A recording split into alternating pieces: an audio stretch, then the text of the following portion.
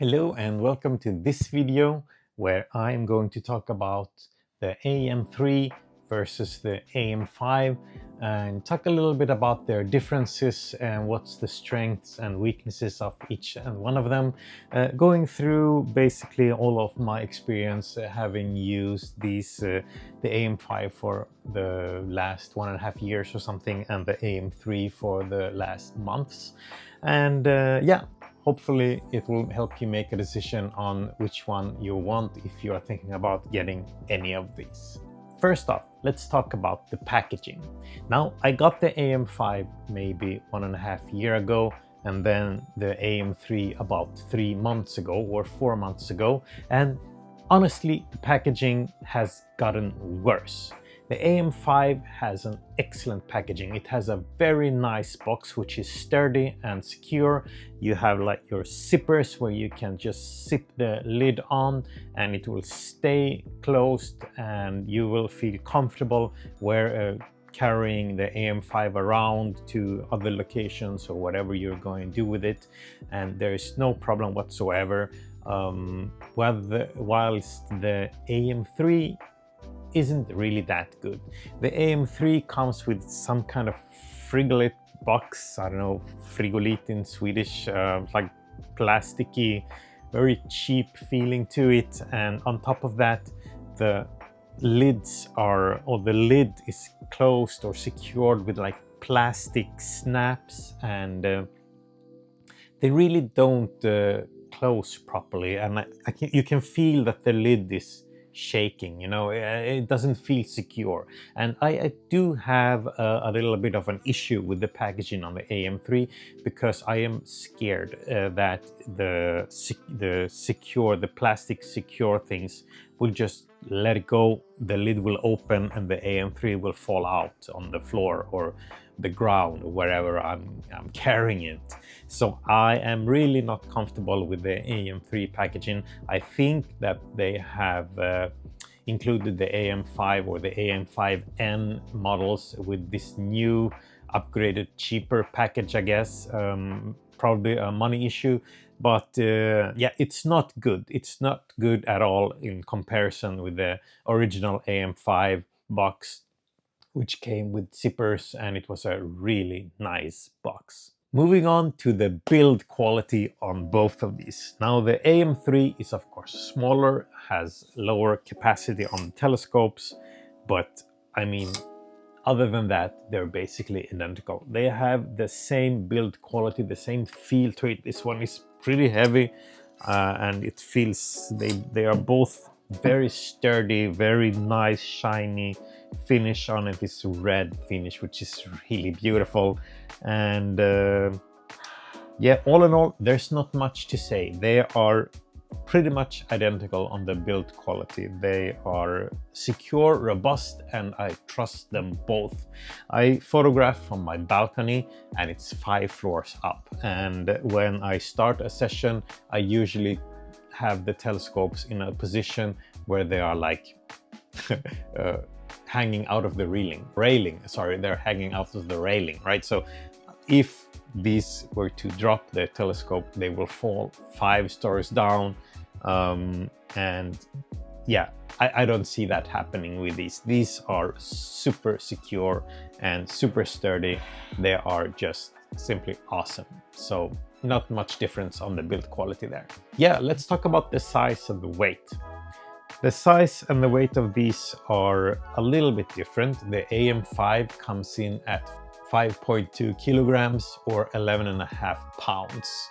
This one, of course, handles a little bit more load, but if you're looking for something more portable, the AM3 is better at 3.9 kilograms versus 5.2 kilograms, or 8.6 pounds versus 11.5 pounds. Personally, I don't feel that much difference. Maybe it's because I'm very strong. I don't know, but yeah, sometimes the AM5 does feel a little bit better. It feels a bit more secure, but I'm having difficulties putting my Edge HD8 on the AM3, although I know it's capable of handling that load. But I do have the AM5, so why not? But weight-wise, a little bit different. It's easier to carry around the AM3, but not very much. So let's talk a little bit about the capacity of these two. Now the AM5 handles more than the AM3 does. We already established that. The AM3 handles up to 8 kilograms of load, or 17.6 pounds. I am from Europe.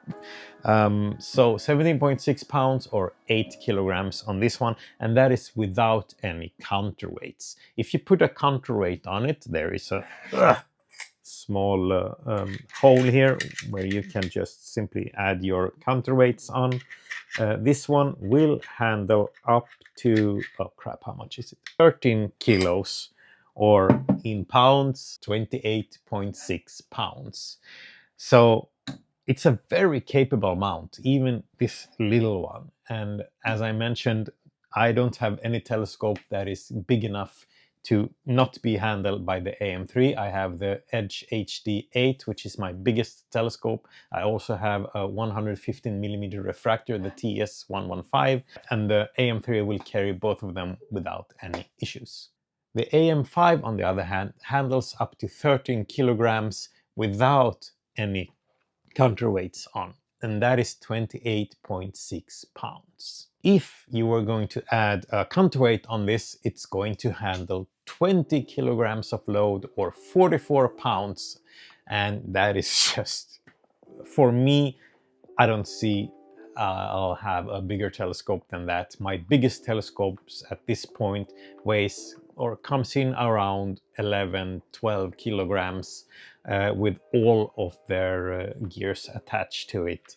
So the AM3 is well within my scopes of what I need, but I really wanted the AM5 for, I don't know what's gonna happen in the future, so I just got the AM5 too, but now I really wanted the AM3, and you know how it is.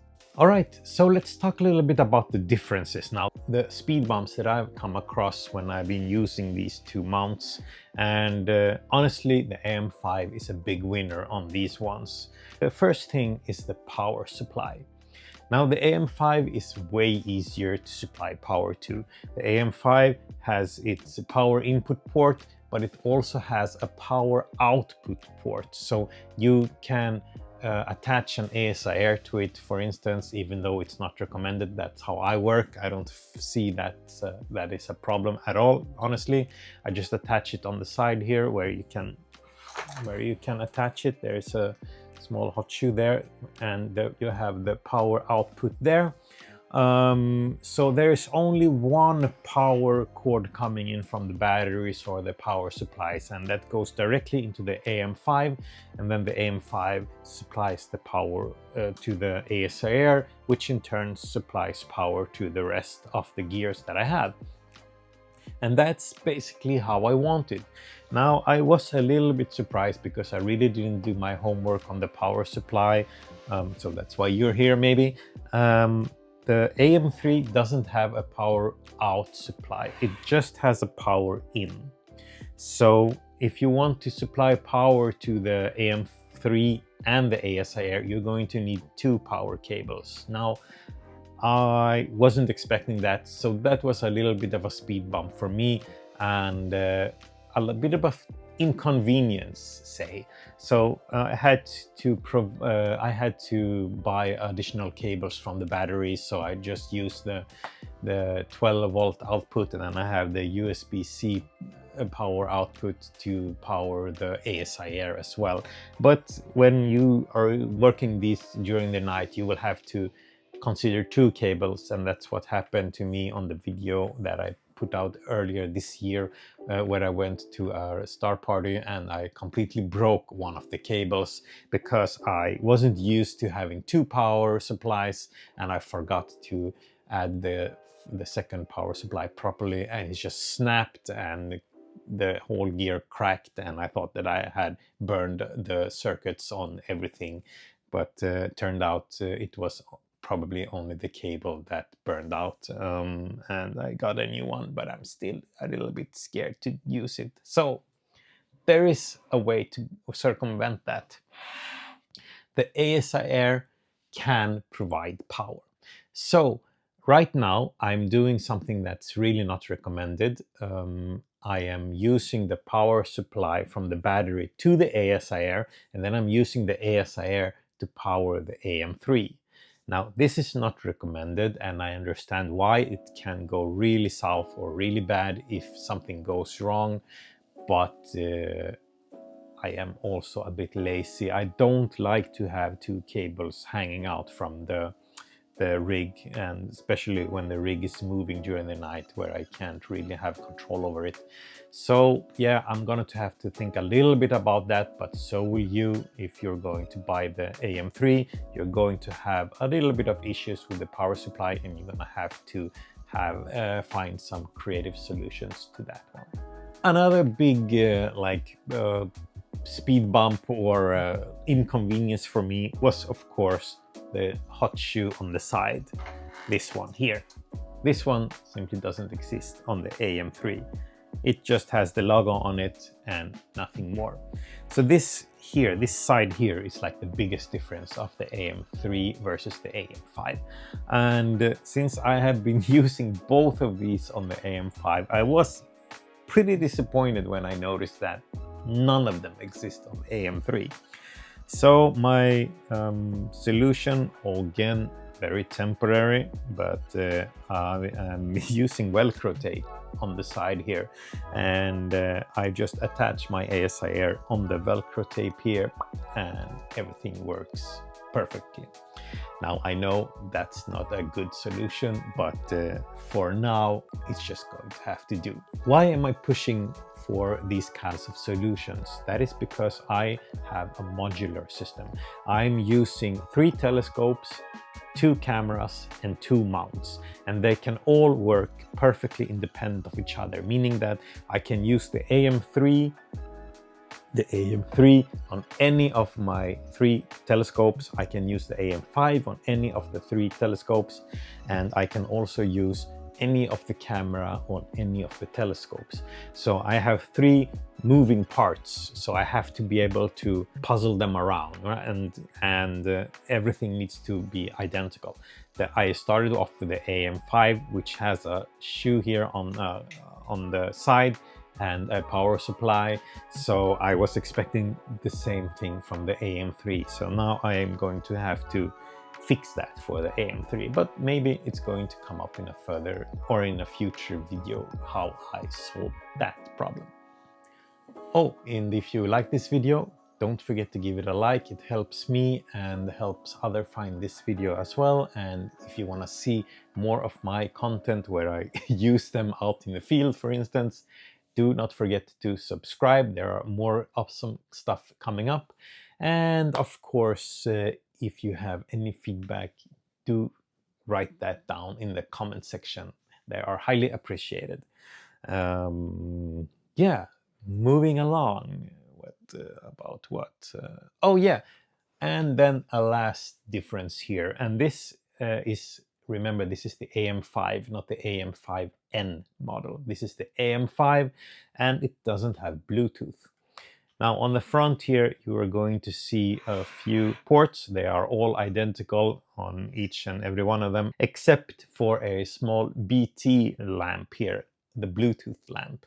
Now you have the option to connect to your AM3 with Bluetooth, in addition to Wi-Fi or the hand controller, which comes with both the AM3 and the AM5. But honestly, that doesn't matter at all for me. I haven't used Bluetooth at all. I haven't used the hand controller at all. I'm just using the ASIAir app, and I'm just automating everything, and that's how I prefer to work. So Bluetooth, I mean, yeah, doesn't matter. So in conclusion, to summarize, they are both really good. The AM5 and the AM3, they are super awesome at what they do, and I don't see any difference at all when it comes to tracking, which is their main job. I'm very used to having to throw away maybe 3 to 5% of all of my subs at this point. They are really sturdy, and the like almost all of the bad subs are due to tracking errors. Maybe some cloud pops in or something happens that the tracking really doesn't work properly, and they fool the AM3 or the AM5 to track a little bit off. And yeah, that's basically all I can say about that. They are very good. I started off with a cheaper mount, like the cheapest mount that I could find, and then I had to throw away maybe like half of the subs. So if I took like 100 subs, I had to throw away maybe 50 of them. Now I only have to throw away like 5 or something. So it's a huge difference. Whether you choose the AM5 or you choose the AM3, they're both going to be super awesome and you're going to love them. Yeah, that was it for this video, the AM5 versus the AM3. And remember, there's now an upgraded model, the AM5N on this one. But honestly, I don't see me buying that or having the need to have it at all. I am very, very happy with both the AM5 and the AM3, which I have, and I will use them a lot. So do not forget to subscribe if you want to see these in action. And if you're planning on getting any of these, I hope that this video might have helped you out a little bit at least. And yeah, if you have any questions, the comment section is the place. Right, see you on the next video. Bye bye.